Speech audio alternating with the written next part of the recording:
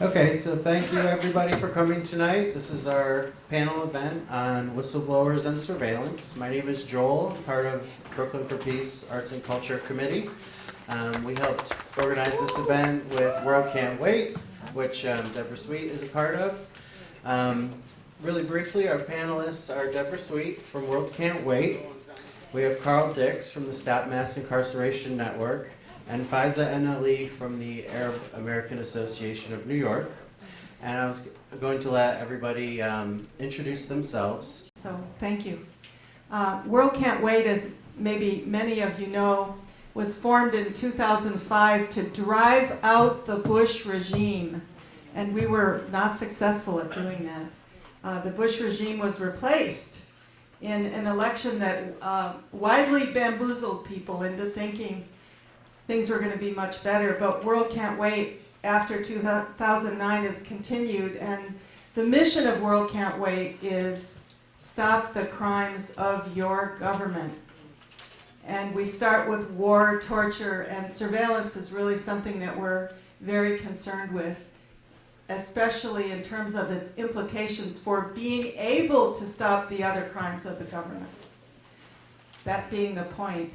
I come from a very, let's say, decades of opposing U.S. imperialist wars. I became a revolutionary in the 60s, and I am still on that road.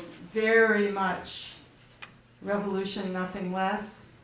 And yet, and at the same time, I'm really glad to be uniting with a lot of other people, including Christians, lots of social workers, lots of people in World Can't Wait who really want to make the system work, and we have a lot of vigorous debate over whether the system can ever actually work or what it is that we need. Maybe we can get into some of that tonight, but I'm glad to be here to talk about whistleblowers, surveillance, Snowden, and us. What are the implications? Thanks.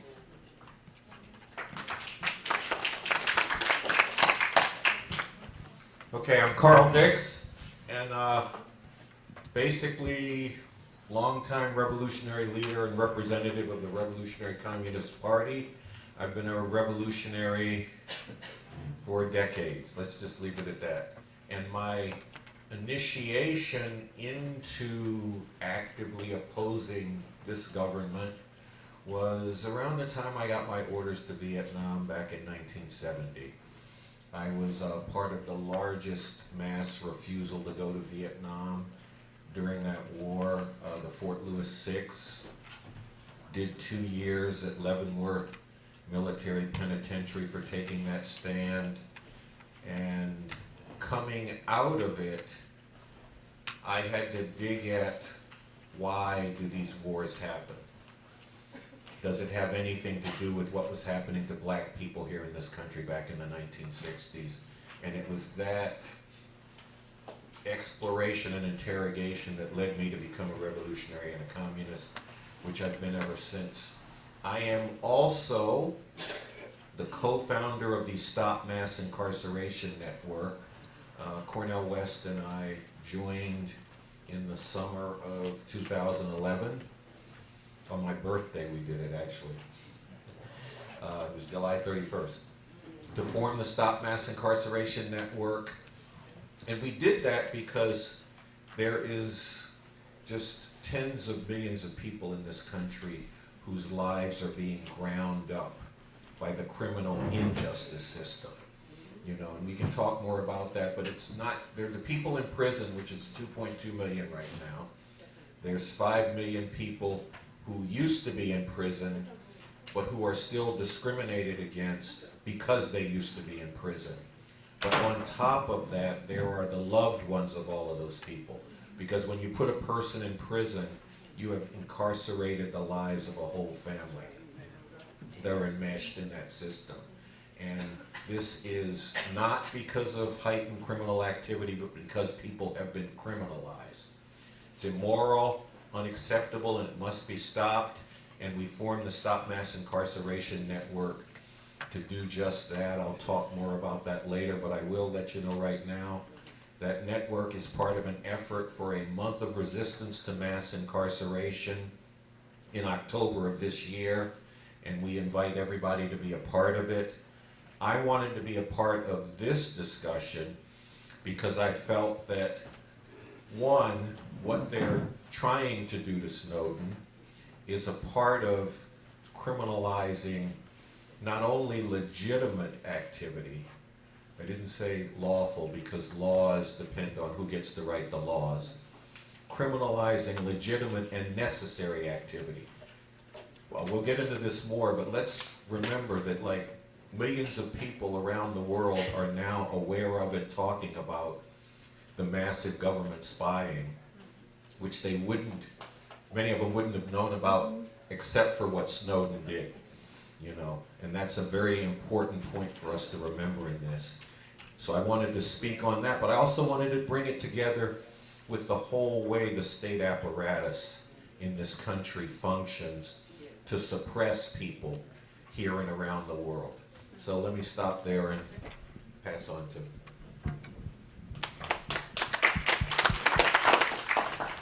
Good evening, everyone. My name is Faiza Ali. I am the advocacy coordinator at the Arab American Association of New York. AAANY is a social service and advocacy group located in Bay Ridge, and we service a largely Arab immigrant, Arab American, and Muslim community, not just in Bay Ridge, but really across New York City. The reason why I'm here tonight is actually to talk about surveillance in our backyard. You know, I was actually really interested to make the connections of surveillance on a more broader level that's existing in the federal government through NSA with, and drawing those parallels with what's happening here in New York City and the surveillance of Muslim communities, in particular by the New York Police Department. My background is not as extensive as my panelists. I almost feel like I'm out of my league a little bit, but I do, you know, I've worked with a number of community-based organizations, mostly in the Muslim community, on civil rights issues in particular. So I got my activist chops actually organizing on campus here in New York City at Pace University during the height of the anti-Iraq war movement. In fact, some of my first mass mobilizations was downtown in Lower Manhattan when I was an undergrad. And then I started working with a community-based organization called the Council on American Islamic Relations here in New York City that documented issues of discrimination facing Muslim Americans in New York in a post-9/11 context, and documenting issues of hate crimes, and stayed with, you know, a variety of community-based organizations working on a number of issues. But in the last maybe 3 or 4 years have been really focusing in on the unwarranted surveillance of the Muslim community by the New York Police Department, as well as other forms of discriminatory policing practices that I'm hoping we can get into a little bit later this evening. Thanks. Thank you. Okay, thank you. Just so everybody knows, we have some prepared questions for our panelists till about 8 or 8:15. Then we're going to have audience questions until 9 when the event ends. You've already touched on it. Let's just go down the road this way again. But this event came out of Arts and Culture Committee's own conversations amongst ourselves about Edward Snowden last year when, you know, I mean, it's in the news every day, but it started just on Snowden, and then other members of the committee really pushed the idea to how is this affecting other people other than people like Edward Snowden. So if you could talk about how different communities, different people are affected by surveillance and by Snowden's actions, whether it's directly or a kind of trickle down of the surveillance. All right, well, I do want to acknowledge, and I see the Arts and Culture Committee has brought these posters of the other well-known whistleblowers, and I think it's really important to bring in Jesslyn Raddick and Thomas Drake and Chelsea Manning. Chelsea Manning is one of the most significant whistleblowers really in world history, because if you look at what happened after Bradley, he was Bradley Manning then, in the summer of 2010, just 4 years ago, released that video called Collateral Murder.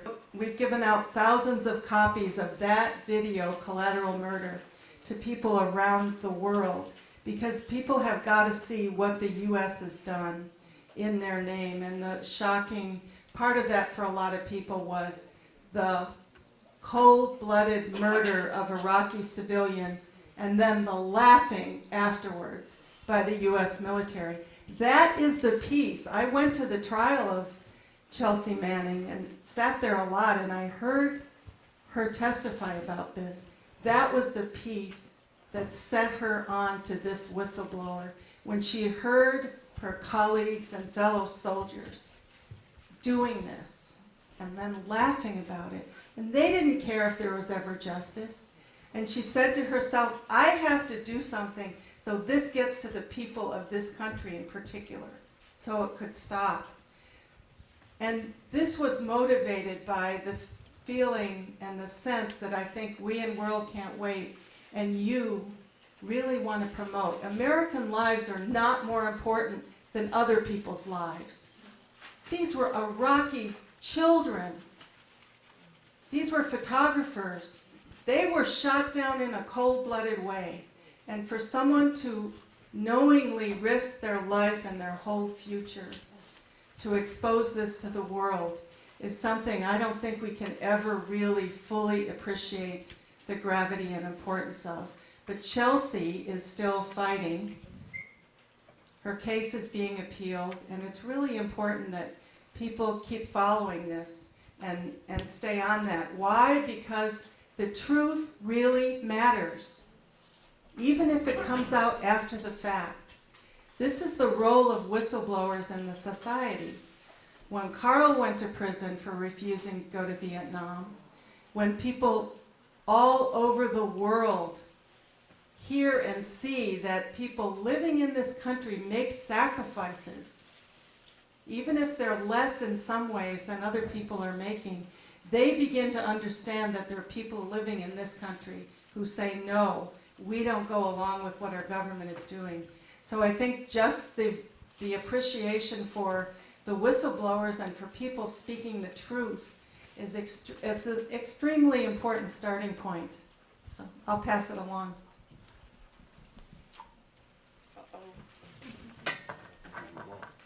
Okay, on this point of surveillance, I think we have to understand that there's been surveillance since before there was America. I mean, we could go back to the days of slavery. Massa always wanted to know what were the folks out in the fields planning, what were the people enslaved in the house planning. And the reason Massa wanted to know that is because if you are on top of that, you can control their activity and keep them from resisting the injustices you're doing to them. And that carries right up to today with this massive government spying, because this is a system that's carrying this out. The NSA is part of the government or state apparatus that is spying on people all around the world, because the US global imperialist system has potential enemies all around the world. The people who are working in near slave conditions in sweatshops in Bangladesh or oil fields in Saudi Arabia. They're worried about what these people might do. So they want to be on top of that. They want to know about who they're talking to, what they're saying to people, who they're phoning, who they're emailing, all of that. They even want to know what other governments are doing, including some that are right now allied with them, because they know that just like them, these guys are cutthroat exploiters who would do to them what they, just that the U.S. is bigger and more powerful right now. So that's what this whole spying thing is about. And it is driven not by trying to keep people safe, but trying to keep a system in effect and to keep the exploitation and oppression that that system brings down in effect. I'll speak more about different interconnections, but I wanted to open that up right now.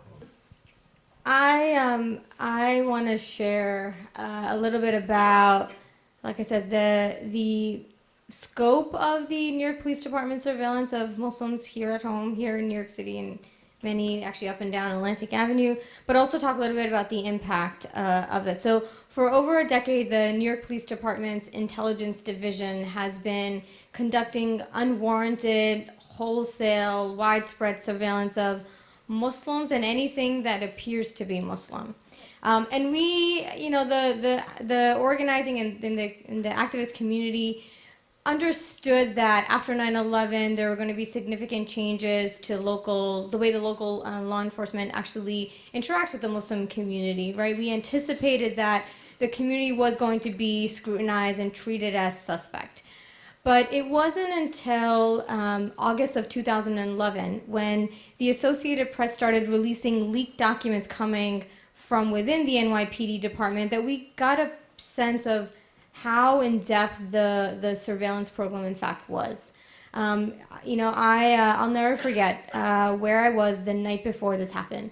And I share this story with you because, it's important just because of really like where the community was at in terms of our own engagement and level of engagement with local communities. The night before, I was with a number of community members and leaders at Gracie Mansion. We were at a fast breaking, at an iftar with the mayor and a number of other city officials, many of them who were Muslim, celebrating the month of Ramadan.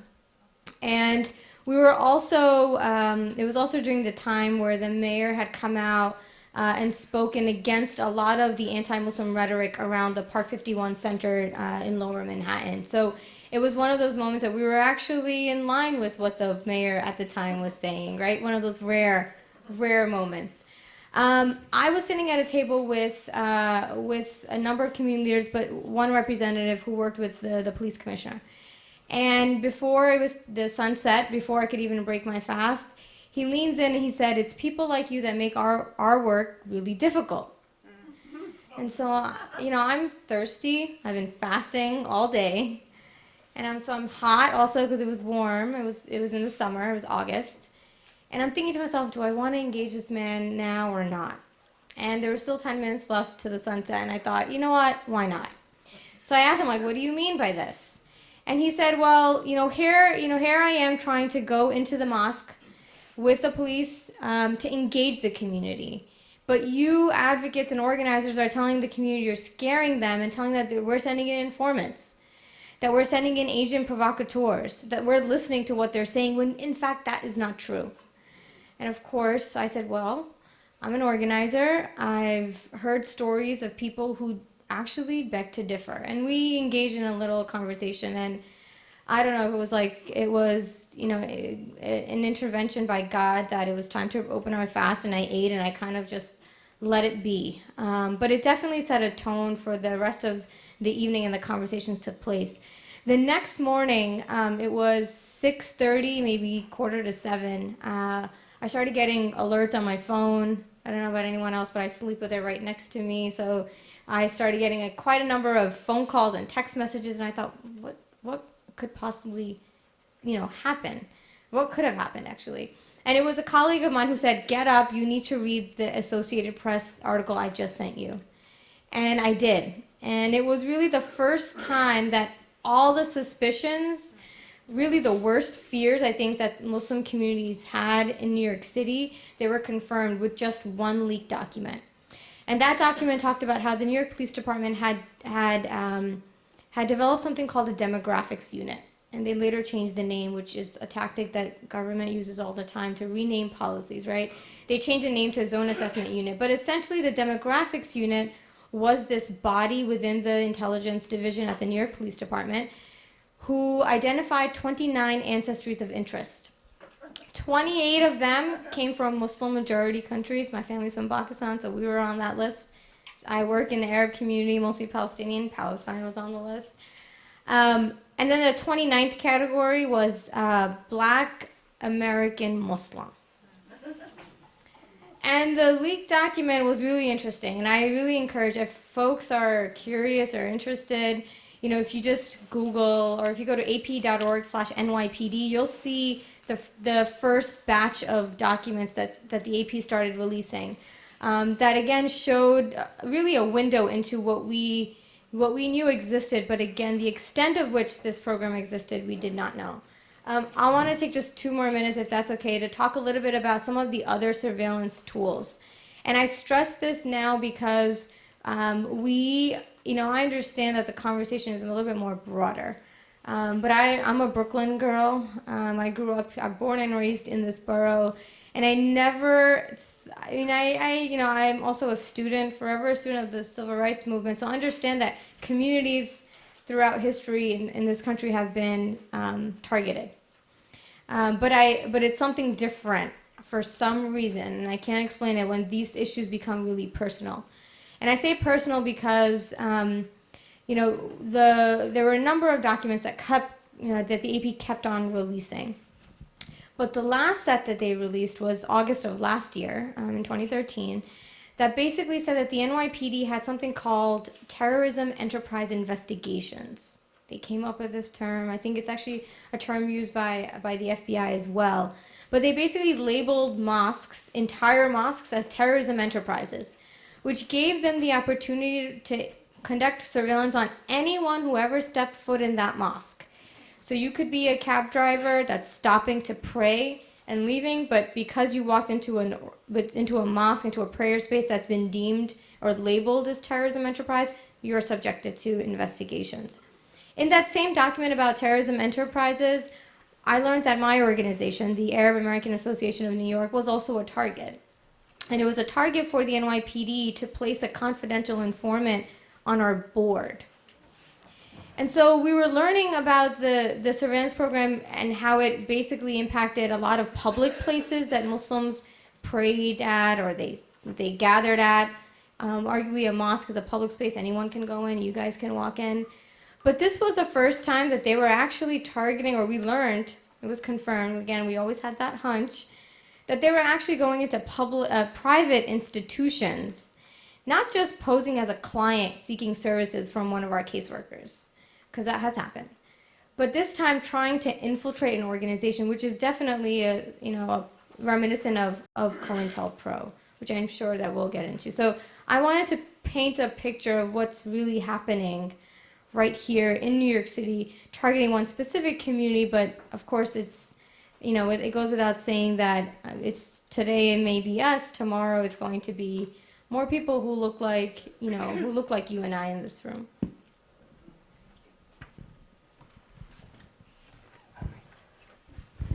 Okay, thank you.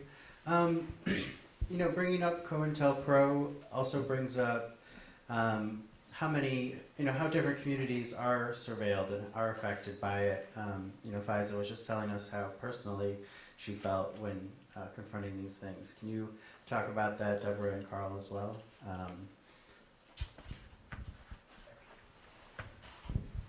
Well, I brought a book along. This has only been out for about a month. The Burglary. People familiar with it? This is how COINTELPRO got publicized. This was a number of pacifists in the Philadelphia area in 1971, right after Kent State, about about a year and a half after, via COINTELPRO, Fred Hampton and Mark Clark were killed in Chicago, the Black Panther leaders. This book tells the story of how these pacifists mainly and anti-war activists broke into the FBI headquarters in Media, Pennsylvania. And we heard about this later. This was in the spring of 1971. Nobody ever knew who did it. It was not solved by the FBI, ever. And it's now come out because the statute of limitations ran out that they did this really interesting book. I'd really encourage people to read it for a whole host of reasons. But it does broaden out our understanding. To me, when I hear COINTELPRO, having lived through the time and actually walking through the apartment where Fred Hampton was killed in December of 1969 and seeing the bloodstains, when I hear the word COINTELPRO, that's the only thing I can really think of. But it turns out that in fact it was a longer running program. And if we're talking about communities that have been targeted, we need to talk about political activists. People who have been targeted for way back, slaves playing the drums, but all through the history of this country, there has been a state apparatus that has gone after political activists. And COINTELPRO was officially ended in mid-1975 with a lot of protest. People in this room, I'm sure, were involved in that. But we have no basis to assume that programs like that are not in place now. Absolutely no basis to assume that. In fact, what came out in 2005 with the first NSA revelations, people remember when Bush had just been reselected in 2004, the scandal developed over the fact that the NSA was spying on individual people in the US. And the New York Times, God damn them, sat on that for a year. They knew about it. It took them a year to reveal that. And that administration actually sailed through. There were people like Barack Obama and some other Democrats that fussed about this NSA surveillance, and they said, well, that's never going to happen when we're in power. Well, guess what? The biggest news story after Edward Snowden's revelations, and I believe Glenn Greenwald is telling the truth when he says, essentially, the biggest stuff has not come out yet. He said last week, we still have a lot to reveal, and in fact, we're working on it very systematically, and most of it hasn't been revealed, the stuff that's really going to shock you. But the biggest shocker for a lot of people, or the one that people should really be taking seriously, is that Barack Obama came out and said, first of all, lied consistently over the last year, lied about what the US has been doing, his administration in particular, and then has said, well, we're going to make reforms. We're going to clean this up. Need I say, don't believe the hype. That is not what is happening. What we're learning is that at every single level, this government is literally vacuuming up all the information about us. And we read today that it's been revealed, whether you have a Gmail email address or not, Google has all your information, because if you ever correspond with somebody with a Gmail address, they vacuum it all up. So, why? Why are they doing this? People have argued to me that it's because there's a company that's making a lot of money about this. Well, maybe that's true. But I think the thing that we really have to confront is that this is about control. It's control of us. It is limiting what we think, what we know, but it is also holding over our heads political activists, people in different communities, people of color who are always targeted by this system. It is holding over our heads. If you even think about rising up in any way and doing anything about this, you're in great danger, because we know where you live, literally. We know what you're thinking, and we will come down on you. And this is a big problem for our movement, frankly. I know people who won't come to discussions like this. And they tell me that because we are afraid of being targeted, and I completely understand it when we find out what the NYPD has been doing, as if they are the CIA, the FBI, all rolled into one. So it's important just to come to grips with what they're actually doing, and then we have to figure out, how do we build our organization and think about this in a way that really strengthens us to withstand this kind of really brutal, vast, unjust, illegitimate surveillance. Okay, it's very important to connect surveillance to repression and suppression. I'm glad Debra brought up the murder by the Chicago police of Fred Hampton and Mark Clark, because they not only murdered them in their beds, but they had a confidential informant who was in the house before the murder was carried out, so that they knew where Fred Hampton was sleeping. This informant also drugged Fred Hampton. All this is documented. So they weren't just trying to find out what are they doing in that Panther house. They were trying to set them up to go in and murder them and carry out a murder. And this is the role that surveillance plays. First, you identify potential threats and you surveil them to the greatest degree possible.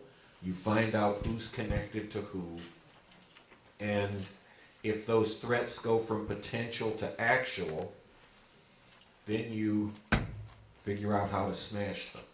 That is their approach to this, and that's what we're dealing with. And we're dealing with a state apparatus that is out to keep this setup in effect, both in this country and around the world. And we have to connect this surveillance to the NYPD carrying out stop and frisk. They don't just check out and see who's doing what. Frankly, they were putting informants in those mosques and other places in order to attract people who might be angry about what the U.S. is doing. And there were cases where people got sent to jail where the basis for that case was that they responded to an agent of the government, and in this case the government agency was the NYPD, who was floating, let's do something, and trying to collect people who might want to do that and then set them up to go to jail or worse. And I remember all of this stuff from the 1960s. And look, when the Church Committee, which was named after some senator whose last name was Church, had to do the hearings on COINTELPRO because of the exposure and the opposition, they disbanded the COINTELPRO, Counterintelligence Program, or COINTELPRO, to much fanfare, and continued to carry out the same activity under other names. And we also have to be very sensitive to that, because disbanding the unit that carried out the surveillance of Muslims and people suspected maybe to be Muslim and whatever here in New York, disbanding that unit doesn't mean that this is stopped. And I'll get into this some more, but we also cannot take an approach, two things we cannot take an approach on. One, we can't take an approach that because they do so much surveillance, we can't do anything. That would be the wrong way to go on it. The other way we could go wrong is to say, well, the problem is that this surveillance is a deviation from the democratic norms that we have to get back to. Because they were doing this the whole time, all the way down. That's why I took us back to slavery.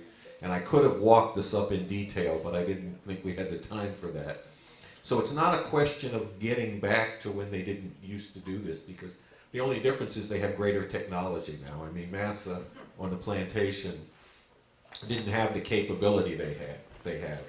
They have that capability now, and we have to figure out how to resist it. And for me, we have to figure out how to get rid of the system that is responsible for it through revolution, and I'll talk about that more later. I mean, I feel like I answered the question earlier, but I wanted to respond to two things that that both Debra and Carl said. One, on the impact. It's really important. I actually I wanted to share. I don't have copies of this, but if you Google "mapping Muslims," it's a report that community organizations put together, surveying and talking to people who were impacted by the Muslim surveillance program. And the demographics unit is just really one aspect of it, but in it are personal accounts from young people, from activists, from imams, everyone who talks about how this issue has touched them. There's one part, it's on page 25. I should have stapled this, right? Which is a sign that was put up in one of the Muslim student associations. And it says, please refrain from political conversations in the MSA. Read this to see why. And it was a poster put up in the Muslim Student Association room. It was a prayer space. And what it was pointing to was actually a story about the surveillance program. And this was just really one example of many instances where the community felt scared. They wouldn't just only come and sit in the back of a conversation like this or avoid coming here.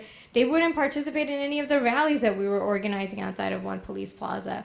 They wouldn't sign a postcard requesting an investigation into the surveillance program. There were many layers of impact. One of them that I wanted to share was about the role of informants. Informants in the mosque not only cause mistrust between like communities and the police, they cause mistrust amongst community. You know, I had a community leader that came to my organization in Bay Ridge. We're a block away from the mosque. That was in all of the documents, the Islamic Society of Bay Ridge. And the community leader said to me, "Can you guarantee that the person that's praying next to me is not an informant?" I was like, "You want me to guarantee that to you? I can't do that." He's like, "How am I supposed to feel comfortable to pray? I can't even concentrate. I can't even trust the people that are around me. I don't even know if the people I've been friends with, if one of them turns out to be an NYPD informant."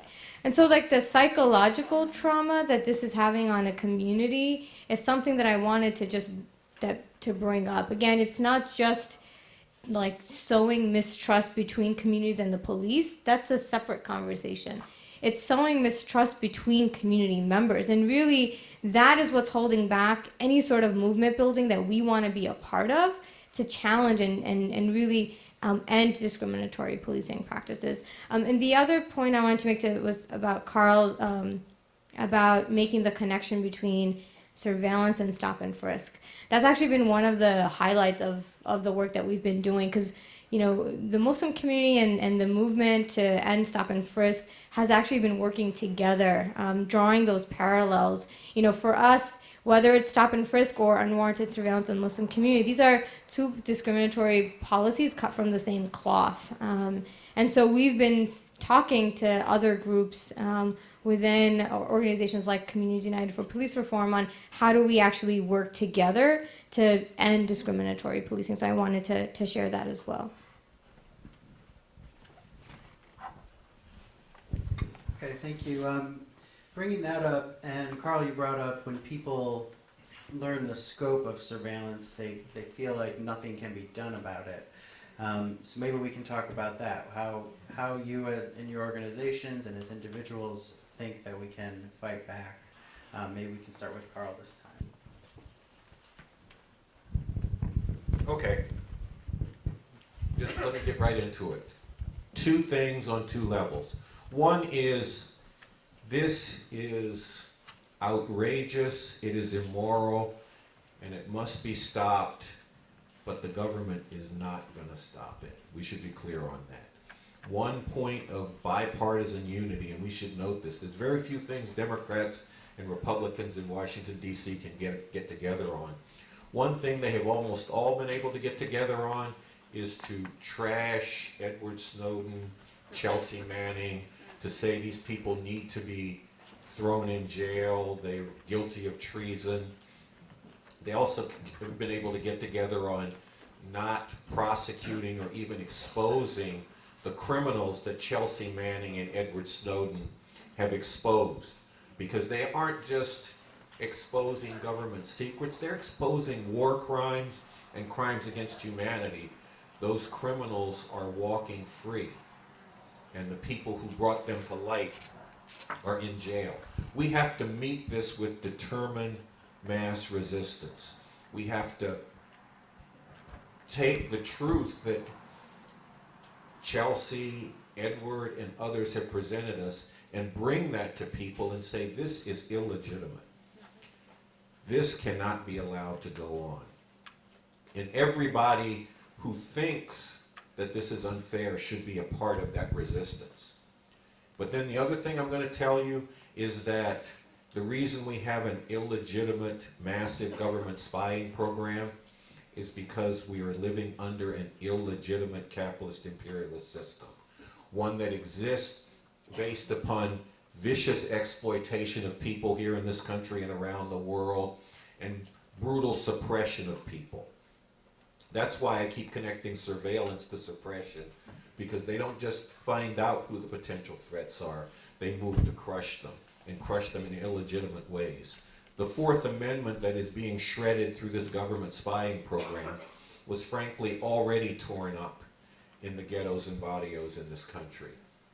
Back in 1968, the US Supreme Court okayed an approach of police searching people on hunches, just because, whatever. That Supreme Court ruling was later cited to justify the war on drugs and its approach to targeting inner city communities. It was cited in justifying the stop and frisk policy of the NYPD. And it basically said, oh, these cops, they're professionals. We have to trust them. So if they feel they need to search people, if they feel they need to stop people for any damn reason or no reason at all other than the color of their skin, well, they know what they're doing. And see, on one level, they did know what they were doing. They were targeting blacks, Latinos. Post-2001, they were targeting Arabs, Muslims, and South Asians, anybody who looked like they might be Muslim. That's what they were doing. And they were doing it because all of those groupings of people were deemed to be potential threats that needed to be controlled.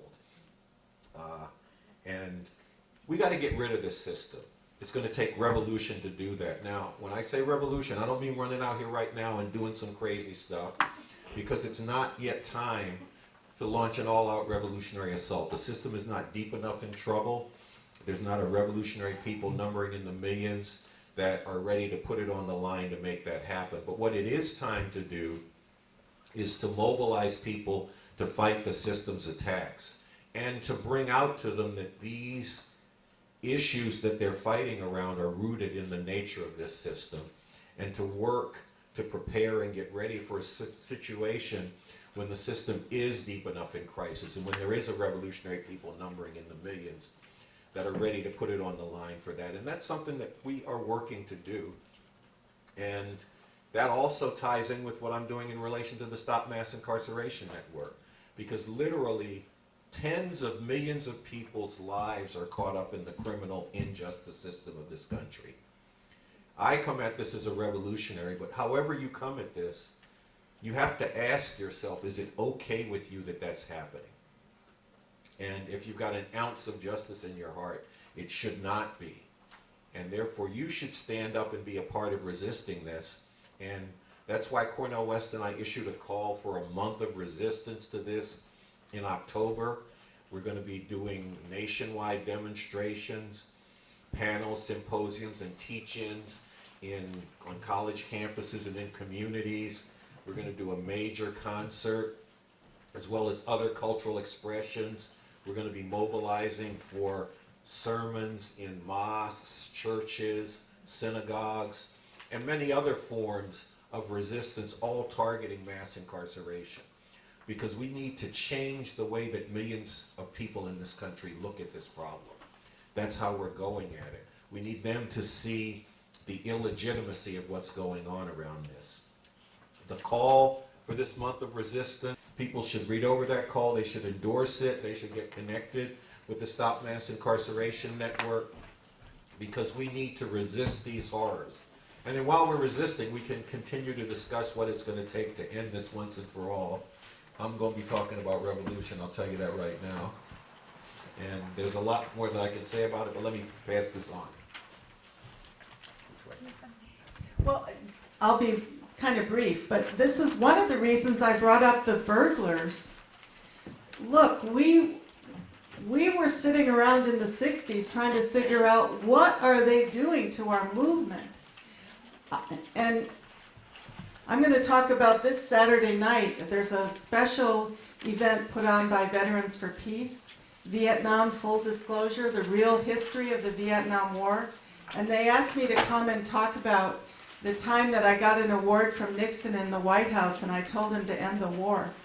And nobody thought that could be done either. Nobody thought you could get that close to the head of the imperialist world and tell him to stop. A few months after that happened, at the end of 1970, these folks, I think it was 9 people, organized themselves to break into the FBI office.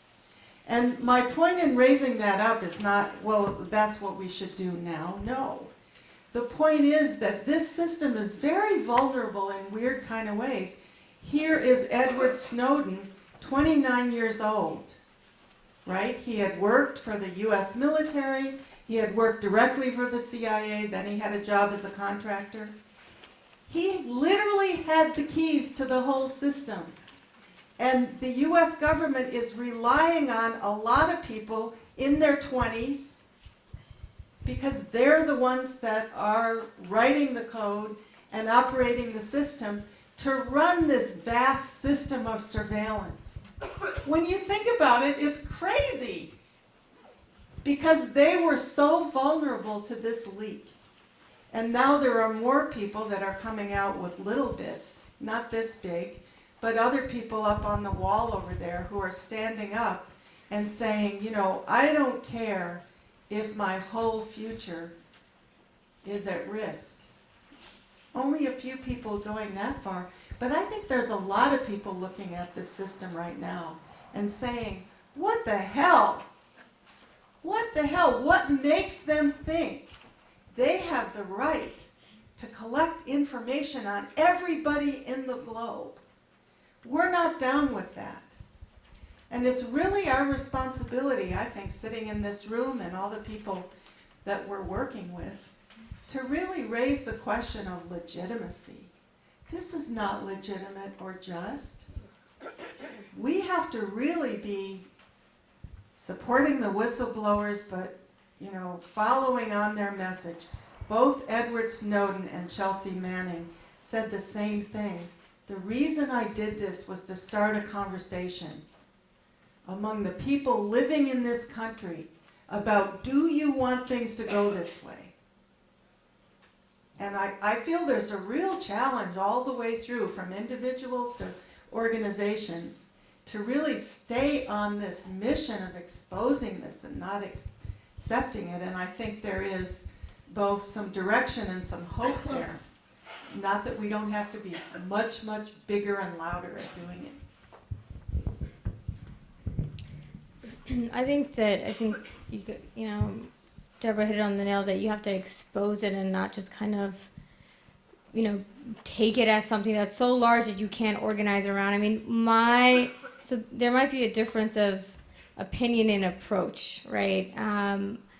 You know, the way that our community has been organizing has really been looking at how do we build power so we could take on something as large as the NYPD, right? Did Bloomberg say it was like the 7th largest army in the world, right? If it were a standalone, what was that? His private army, yeah. So for our community, when we learned of the surveillance under the NYPD, we looked to simply organizing and how do we build power? You know, simple things like base building and looking at other communities and how they built power in the civil rights movement and other social movements. So there's been a tremendous amount of focus on internally building not just the resiliency of the Muslim community, but also the organizing capacity of it. And there was also there was a lot of focus within within the system and how do we make it better if we can, right? And one of the things that we looked to really quickly was that there was no entity to actually file a complaint with about the surveillance program. There was no one to actually police the police. Even the CIA, and we all know how, you know, we all feel differently about the CIA and the FBI, even they have an outside independent monitor to see and investigate their policies, right? The New York Police Department in its history never had any sort of entity that resembled oversight or accountability. So the Muslim community that was organizing to end unwarranted surveillance of our community teamed up with the Stop and Frisk movement and actually put together a package of legislation that was passed in the city council earlier this year, vetoed by the mayor, but the veto was overridden by the council that did two things. One, it passed a bill to enforce a ban on racial profiling. And then the second one was, in fact, to have an Office of Inspector General to oversee the New York Police Department. And in theory, and again, we won't know this until the office is completely in place and the IG does an investigation, but in theory, the IG is supposed to be looking into getting more information about the surveillance program. I mean, the leaked documents that I talked a little bit about, that's really the tip of the iceberg. And so we're hoping that through engagement, but also through organizing within the Muslim community, that we would get more information in our goal to actually hold law enforcement more accountable to the people that they're supposed to be serving. So we've been talking about surveillance that is illegitimate, and I'm wondering if we can talk about any idea that surveillance could be legitimate, what kind of surveillance is legitimate, and also the idea, whenever there's a leak or a whistleblower, power will say they're making us vulnerable. So about that idea, about how power will always use the idea that we're less safe to stop all information from coming out. So maybe we can start with Faiza this time. I think that the issue of surveillance, whether it's Snowden or the NYPD, really forces us to think about, can we, or is there a balance between security and rights? And I think part of the conversations, and many of them that I've been a part of over the last few years, have really been debating that. And I don't know if we've actually come to any sort of real conclusion. I think that this surveillance, at least in the way I see it as through the NYPD, is really just one way for the intelligence community to gather information, right? And I think that in this particular instance, it's done more harm than good. It has alienated communities. It hasn't worked. I mean, the demographics unit, never generated a lead. So over 10 years of looking at where Muslims eat, pray, and live never really resulted in anything. So that kind of surveillance is ineffective, right? It's bad policing. So, I wanted to also bring up the issue or the impact, again, that this would have on communities and public safety, right? What this surveillance program has done is actually put us at a greater risk, right, for a whole host of reasons. But within the community, I mentioned that I work with a social service agency, and there are families that come in with us and who deal with violence in the home, who deal with drug abuse, who are seeking help. And the very entity that they're supposed to call for help if you're a victim of DV is treating you as inherently suspect. How are you supposed to call them?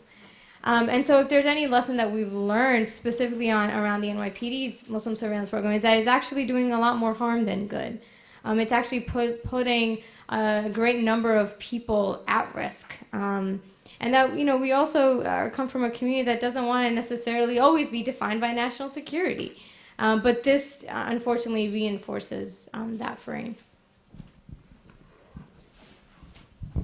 Okay, well, just to be real clear on this one, an illegitimate system cannot conduct legitimate surveillance because they are going to be carrying out surveillance to keep that illegitimate system in effect.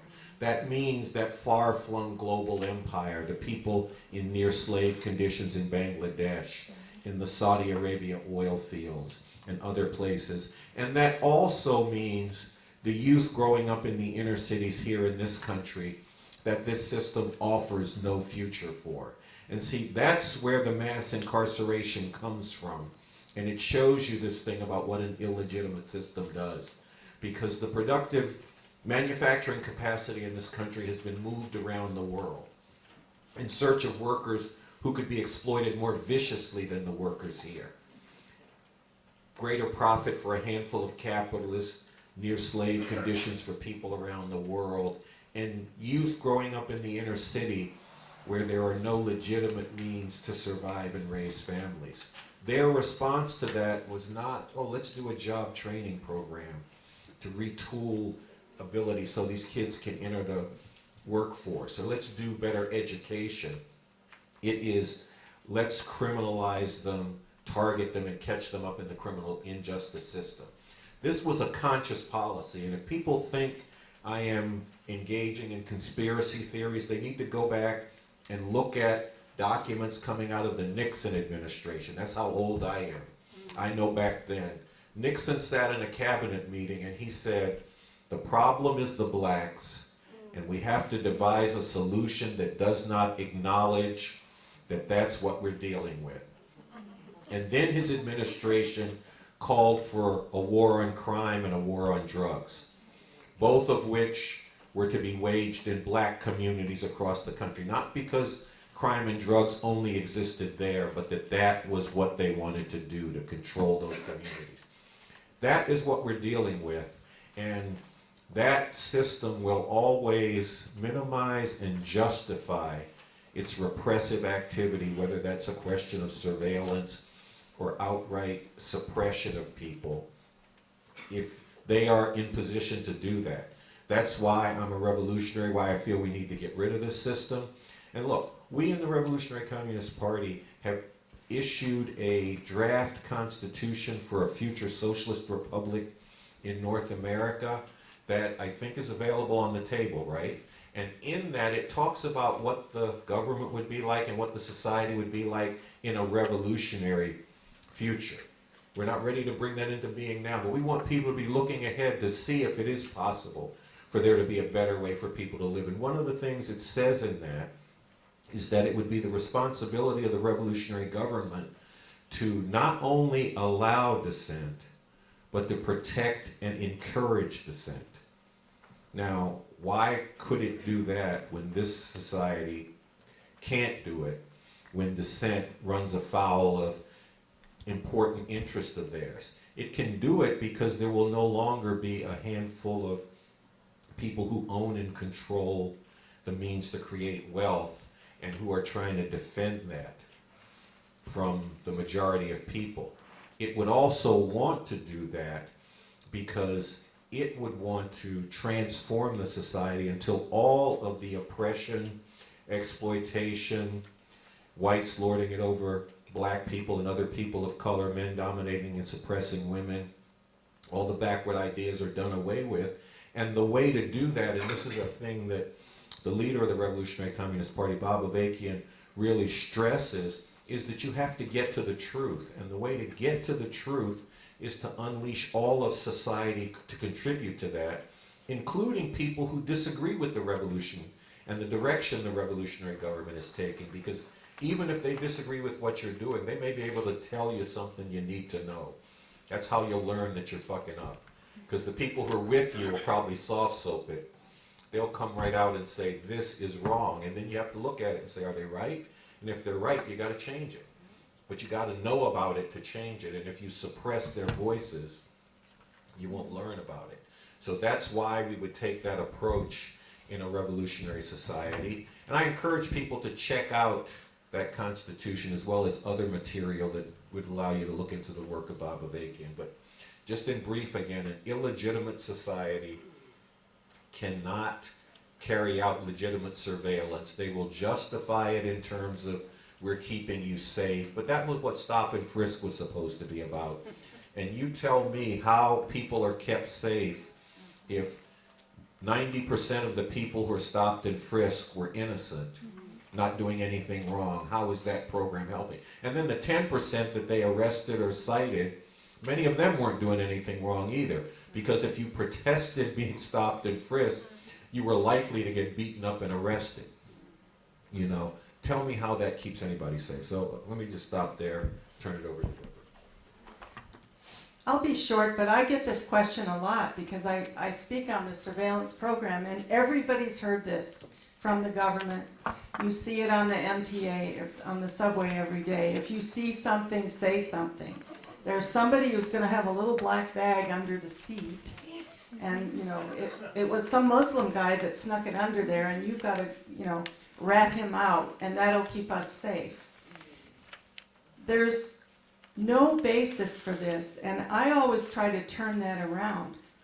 Who has made the people in this country less safe by pulling little 911s about every other week off across a whole region of the world, from Somalia to Yemen, Pakistan, Afghanistan, Iraq? We know about the big invasions and occupations, but there's a drone war going on right now that I think we have to look at as, number one, a surveillance against all the people living there, and number two, a way of murdering civilians consistently and getting away with it across national borders and in opposition to international law.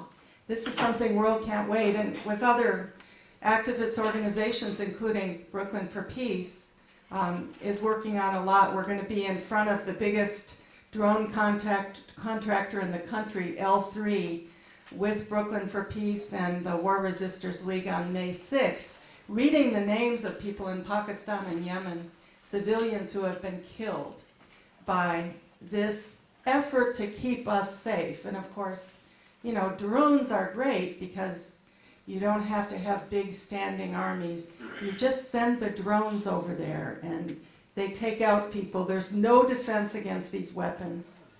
We know at least 200 children whose names we have and we will be reading on May 6th who were killed in this secret CIA and US military program. So that is very much connected to the surveillance going on here, my friends. That is keeping this system running, and it is not keeping us safe at all, as well as not keeping the people safe there. So try to turn it around when someone comes up to you with that argument that it's keeping us safe. It is not. Okay, thank you. So we're going to take questions. If you can speak into the mics, if you can come up so our camera can also get the sound, that would be great. Well, you can just speak it. Just Hey, Faiza, could you speak a little bit more about the implications specifically of the elimination of the zone assessment unit and now we have the Inspector General, what specific kind of organizing do you think needs to be done? And then I guess, Carl, if you could speak a little bit more in terms of, since people are feeling really more overwhelmed about how to plug in, could you give specific recommendations to people on how they can plug in to deal with, you know, surveillance, organizing, where, what, when, stuff like that?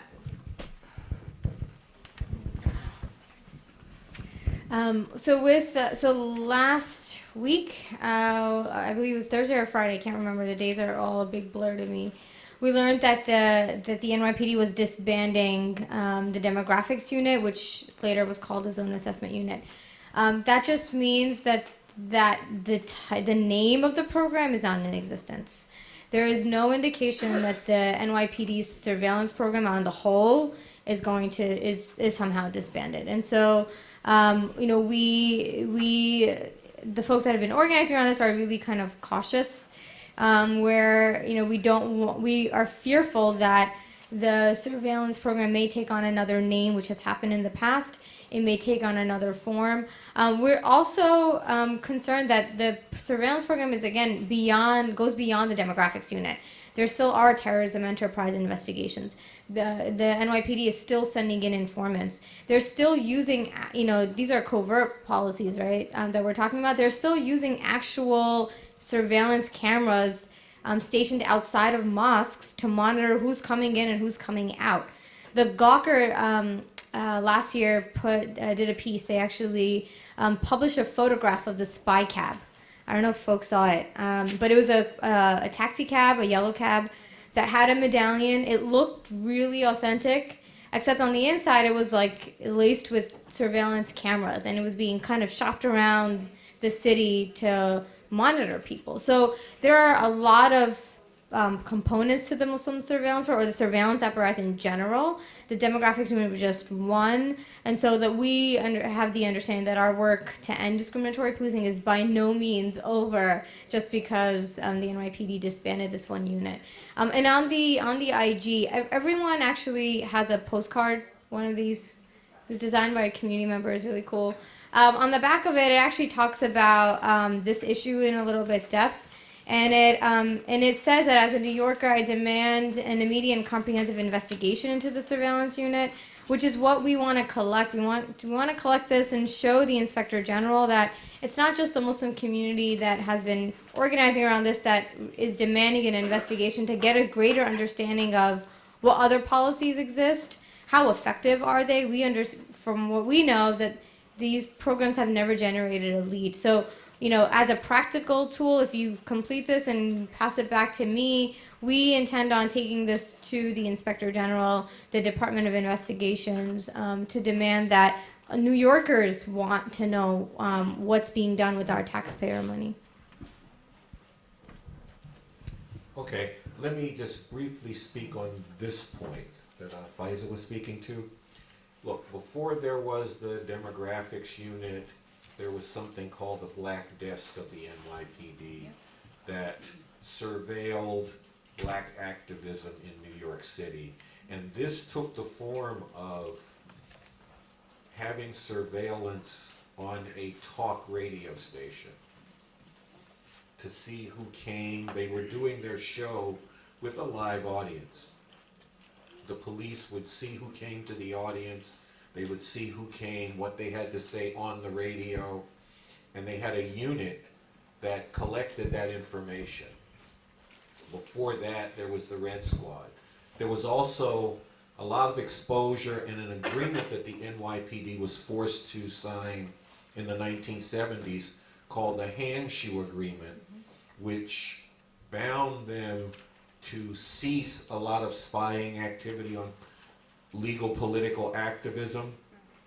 And the Handshoe Agreement, like there's paper in the toilet there that is worth more than that now because the police just violate it and say, sue us then, because they know the courts are not going to back that up. So we should just be clear, even when they're forced to back up on something, that they are often carrying it out under another name. And this does bring us up to the question of resistance. And we have to expose the crap that they're doing. We have to take on their attempts to minimize it, because they are literally spying on billions of people. And they're like, well, we don't pay attention to the content. We're just seeing who's calling who. But then it reveals that the content is somewhere that they have access to, and if they want to go look at it, they can. So this is what we're up against. This is what they're doing. And then they try to justify it by this argument about safety, and it is bullshit. They're not trying to keep us safe. They're trying to keep their setup in place. And this does require people to resist, to spread the word on this, to really have the backs and support the people who have exposed this, And this is very, very important. I've talked about the month of resistance to mass incarceration.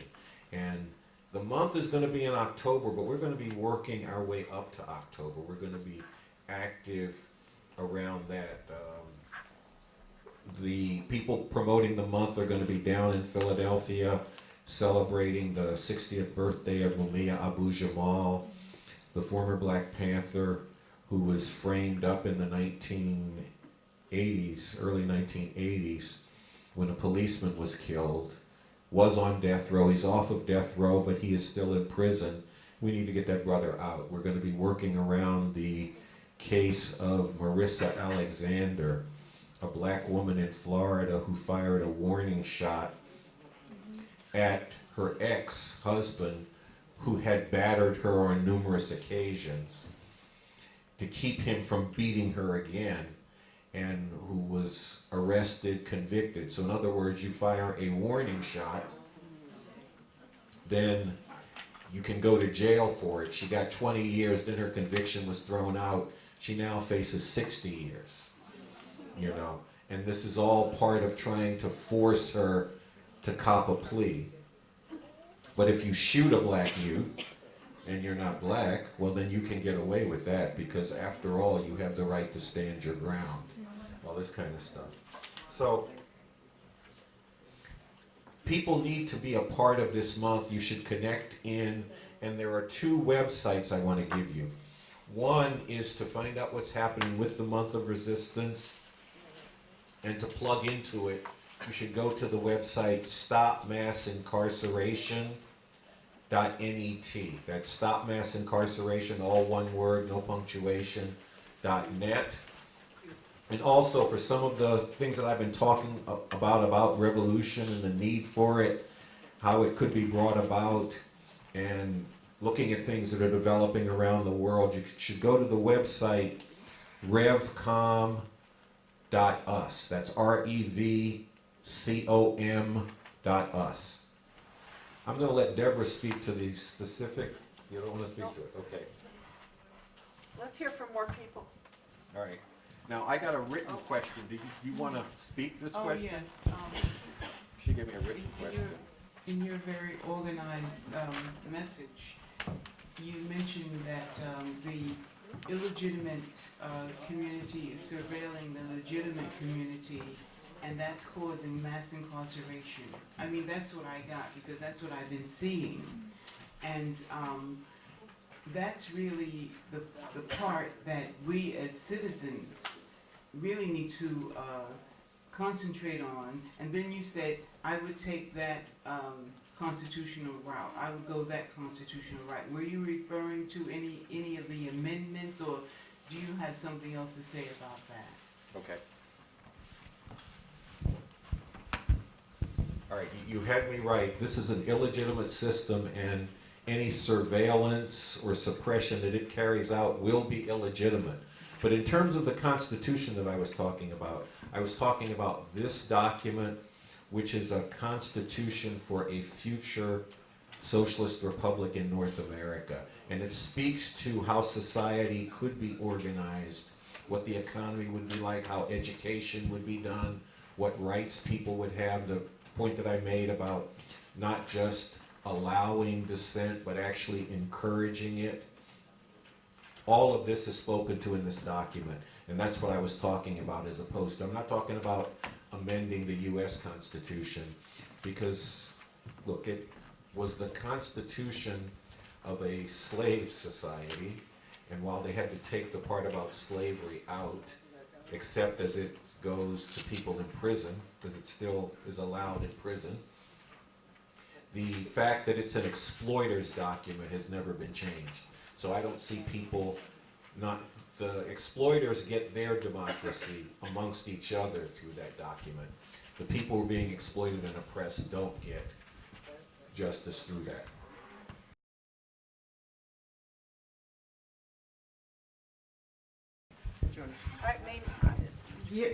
This is what they've done. They've gotten the population here used to the idea that drones are good, and then they are using drones for surveillance, and there are police agencies in the U.S. who want to have weaponized drones. They haven't gotten them yet, but the FAA for 2015 is basically opening up the airspace to private drones. And, you know, we know for a fact that some government agency has drones about this size so that they can fly into windows. And these are surveillance drones. You know, it's really futuristic type stuff that's here. And it is just an extension of the same illegitimate surveillance, I think. I just, really quickly, I want to say to everyone who's thinking about how do we empower people to resist, I just want to tell this story on Carl, because he didn't bring it up, but in 2011, when stop and frisk was at its height, and 800,000 people were stopped and frisked that year, and we know that 85% of them were people of color. there was a lawsuit going on by the Center for Constitutional Rights and the NYCLU. They had a really good lawsuit, but they weren't getting anywhere in the courts. They were going to lose. And Carl and Cornell West called a bunch of us to come out and start a campaign of mass civil disobedience. And there's several people in this room who were arrested, some repeatedly, including Carl, at different police precincts, including in Brooklyn at the 73rd. And that really changed things. When you had people putting their bodies on the line against stop and frisk and getting into the media and talking about why it made a difference, it not only got people thinking, but it gave some backing to those youth that were getting constantly stopped and still are. It made them feel like there are people who care about them and their lives. And these are the kinds of actions that really can make a difference. We need to figure out, yes, how to apply that to supporting people in the communities that are really targeted here.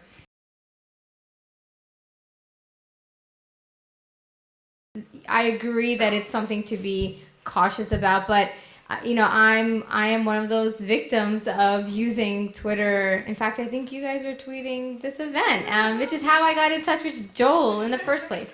So I don't know if I have really an answer to it, except that I think that there are tools that we could take back and that we could try to utilize to organize ourselves, with the understanding that whatever we do is public in nature anyway. I mean, the police is on Twitter, the FBI is on Twitter, they monitor hashtags all the time. We learned something funny the other day that, within different elected officials' offices, they monitor certain people's Twitter feeds as well to see what's going on. So I don't know how much we can avoid it, except that I know I'm definitely part of the problem as well because I utilize it. Look, I just think, number one, we have to stand up for the right of privacy.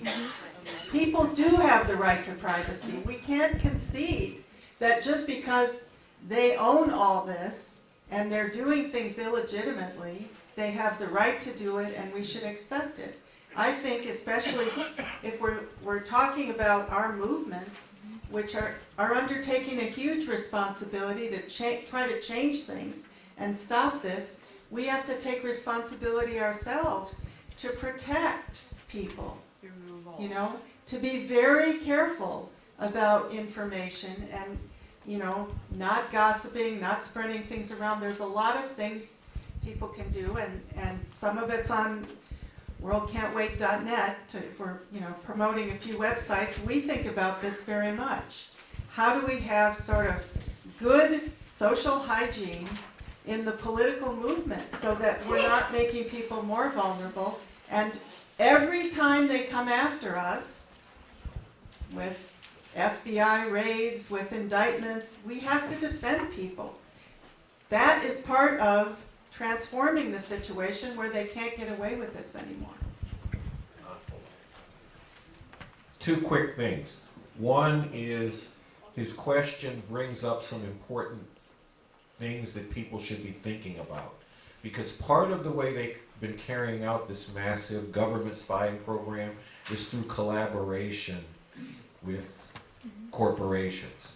In fact, they store some of the information, their surveillance data, in corporations. I forget exactly which one, but there's a close interconnection there that we need to be aware of. The second point, Debra was beginning on it, is that you can't go completely unpublic and still organize, so you have to be utilizing these different platforms, but you also have to be conscious of what you're doing and making sure that you're not spreading gossip or laying out things that you wouldn't want everybody to know when you go into this. And just a brief example, we did a strategizing session for the month of resistance against mass incarceration in New York earlier this month. And we got a lot of requests from people. It was a nationwide meeting. We got a lot of requests from people around the country. Could you Skype us into this meeting? And we were like, no, we can't. And they thought that initially people thought that meant we were not technologically sophisticated enough to Skype them in. And we were like, no, we understand the technology, and we are capable of doing it, but we know what we're doing, and we're not gonna do it because we Skype this meeting, and we're gonna be talking about what we're gonna be doing to resist mass incarceration on the cloud, on the internet, and then we may as well be sending the notes of the meeting to the authorities so that they can figure out how do we go at these people. Have they become a threat? How can we put together conspiracy trials against some of the leaders? Because I remember the 1960s and how they did that stuff, and they do it again. You know, you're talking in a meeting, someone says something, you decide not to do it, but then you end up in court facing the recording of this cut off.